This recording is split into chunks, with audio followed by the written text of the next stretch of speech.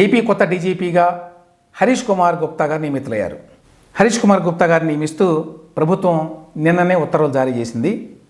ఇప్పుడు డీజీపీగా ఉన్న ద్వారకా తిరుమలరావు గారు జనవరి 31వ తేదీన రిటైర్ అవుతున్నారు. ఆయన జూన్లో పదవిని స్వీకరించారు. అంటే చంద్రబాబు నాయుడు గారు సీఎం అయిన తర్వాత ఆయన ఎంపిక చేశాడు ద్వారకా తిరుమలరావు గారిని. సో 7 నెలలు ఉద్యోగం చేసిన తర్వాత పదవి విరమణ చేస్తున్నారు. హరీష్ కుమార్ గుప్తా గారు 1992 బ్యాచ్ ఐపీఎస్ ఆఫీసర్. ఆయన 8 నెలల పాటు ఈ పదవిలో ఉంటారు. అంటే ఈ ఏడాది ఆగస్టు వరకు ఉంటారు.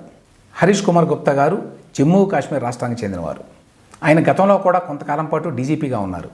అందరికి గుర్తుండే ఉంటుంది, ఎన్నికల సమయంలో జగన్మోహన్ రెడ్డి ప్రభుత్వం నియమించిన కసిరెడ్డి రాజేంద్రనాథ్ రెడ్డి గారు డీజీపీగా ఉండేవాళ్ళు. ఆయన మీద కంప్లైంట్స్ వెళ్లడంతో ఆయన తొలగించి హరీష్ కుమార్ గుప్తా గారిని ఎన్నికల సంఘం నియమించింది. సో ఇప్పుడు మళ్ళీ ఆయనకి అవకాశం ఇచ్చింది. దీనికి సంబంధించి 2-3 ఆసక్తికర విషయాలు మాట్లాడుకోవాలి. ఒకటి, రేపు రిటైర్ అవుతున్న ద్వారకా తిరుమలరావు గారికి చంద్రబాబు నాయుడు ప్రభుత్వం మళ్ళీ ఒక కొత్త పదవిని ఇచ్చింది. అదేంటంటే ఆర్టీసీ ఎండీ వైస్ చైర్మన్. ఈ పదవిలో ఆయన 12 నెలల పాటు కొనసాగుతారు అని చెప్పి కొత్తగా ఒక జీవో ఇచ్చారు. యాక్చువల్గా ద్వారకా తిరుమలరావు గారు జగన్మోహన్ రెడ్డి ప్రభుత్వంలో ఆర్టీసీ ఎండీ వైస్ చైర్మన్గా ఉన్నారు. చంద్రబాబు నాయుడు గారు వచ్చిన తర్వాత ఆయన్ని ఫుల్ ఎడిషనల్ ఛార్జ్ పేరుతోటి డీజీపీ హెచ్ఓపిఎఫ్ అంటే హెడ్ ఆఫ్ పోలీస్ ఫోర్స్ అంటారు. అంటే డీజీపీ స్థాయిలో చాలామంది అధికారులు ఉంటారు, కానీ ఒక్కరు మాత్రమే డీజీపీ హెచ్ఓపిఎఫ్గా ఉంటారు. ఆ పదవిలో నియమించారు. సో ఇప్పుడు రెండింటిలో రిటైర్ అవుతారు కాబట్టి చంద్రబాబు నాయుడు గారు ఆయనకి మరొక ఏడాది పాటు ఆర్టీసీ ఎండీ వైస్ చైర్మన్గా ఉండేటువంటి అవకాశాన్ని కల్పించారు. మరొక పాయింట్ ఏమిటంటే, ఇప్పుడు కొత్తగా డీజీపీగా నియమితులైన హరీష్ కుమార్ గుప్తా గారు ఫుల్ ఎడిషనల్ ఛార్జ్లో ఉంటారు. ఎఫ్ఏసి అంటారు. ఎందుకు ఈ మాట వాడారు? జీవోలో ఏమన్నారు?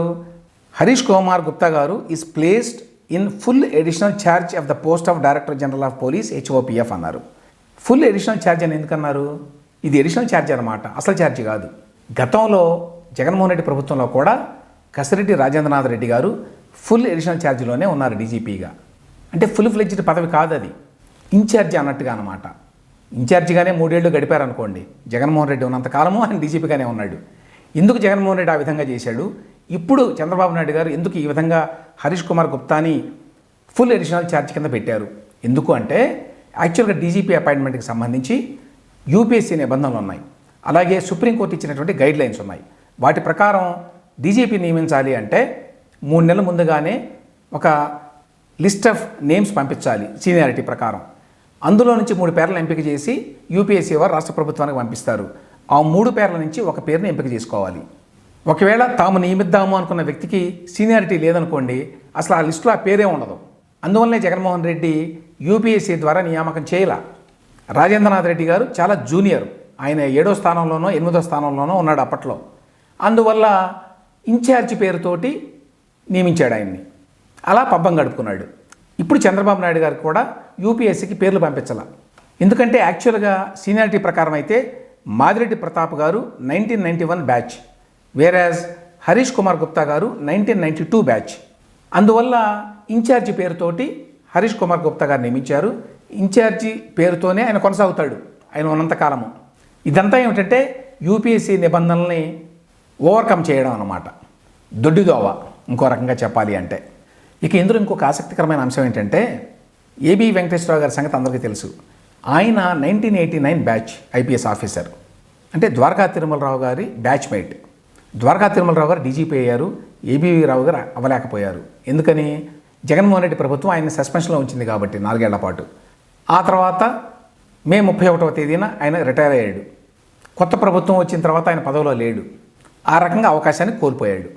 కోల్పోయినా కూడా కావాలి అనుకుంటే చంద్రబాబు నాయుడు ప్రభుత్వం ఆయనకి ద్వారకా తిరుమలరావు గారికి ఇచ్చినట్టుగా ఆర్టీసీ ఎండీ పదవో మరొక పదవో ఇవ్వచ్చు, కానీ ఇవ్వలేదు. ఇక్కడ విచిత్రం ఏంటంటే, వైఎస్ జగన్మోహన్ రెడ్డి ఆయన పార్టీ వాళ్ళు ఏమంటారు, ఏబీ రావు గారు గతంలో 2014-19 మధ్యకాలంలో తెలుగుదేశం ప్రభుత్వానికి అనుకూలంగా పనిచేశాడు, వాళ్ళ అడుగులకు మడుగులొత్తాడు, అందువల్లనే మేము సస్పెండ్ చేసాం అన్నట్టుగా మాట్లాడతారు. ఇప్పుడు ఏమైనా అర్థం చేసుకోవాలంటే, వైఎస్ఆర్సీపీ వాళ్ళు చెప్పినట్టుగా ఈయన తెలుగుదేశం పార్టీ కోసం పనిచేశాడు అనేది అబద్ధం అయి ఉండాలి. అందువల్లనే చంద్రబాబు నాయుడు గారు ఆయనకి ఎటువంటి పదవిని ఇవ్వడం లేదు అని అనుకోవాలి. లేదు, ఆయన వైఎస్ఆర్సీపీ వాళ్ళు ఆరోపణ చేసినట్టుగానే టీడీపీ ప్రభుత్వానికి చాలా మేలు చేశాడు. మేలు చేసినా కూడా చంద్రబాబు నాయుడు గారు పదవి ఇవ్వడం లేదు. ఎందుకంటే తనకు మేలు చేసిన వాళ్ళకి చంద్రబాబు నాయుడు గారు పదవులు ఇవ్వడు, గుర్తించడు వాళ్ళ సర్వీసెస్ని. దాంతోపాటు ఏబి వెంకటేశ్వరరావు గారు ఆయన కులానికే చెందిన వ్యక్తి కూడా కాబట్టి చంద్రబాబు నాయుడు గారు అసలే గుర్తించడు అని చెప్పి అనుకోవాలి. వీటిల్లో ఏది వాస్తవమో మీరే నిర్ణయించుకోవాలి.